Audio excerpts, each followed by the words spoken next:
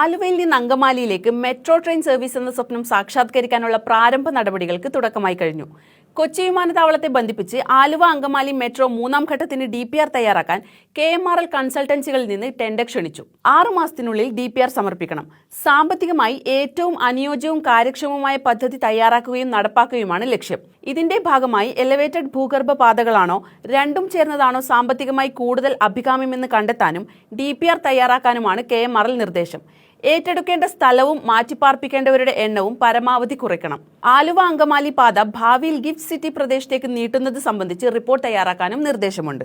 പാതയുടെ ദൈർഘ്യം, സ്റ്റേഷനുകളുടെയും യാത്രക്കാരുടെയും എണ്ണം, സ്ഥലം ഏറ്റെടുക്കാനുള്ള ചെലവ്, സമയം തുടങ്ങിയ ഘടകങ്ങൾ പരിശോധിച്ചാകും DPR. ഫെബ്രുവരി 10 മുതൽ 17 വരെ ടെൻഡർ സമർപ്പിക്കാം. ആലുവ മുതൽ തൃപ്പൂണിത്തുറ വരെ 1ാം ഘട്ടം പൂർത്തിയാക്കിയ ശേഷം 2ാം ഘട്ടത്തിലേക്ക് കടന്നിരിക്കുകയാണ് KMRL. JLN സ്റ്റേഡിയം മുതൽ ഇൻഫോ പാർക്ക് വരെ നിർമ്മാണം പുരോഗമിക്കുന്നു. ഇതിനു പിന്നാലെയാണ് മെട്രോ അങ്കമാലിയിലേക്ക് നീട്ടാനുള്ള നടപടികൾ ആരംഭിച്ചത്.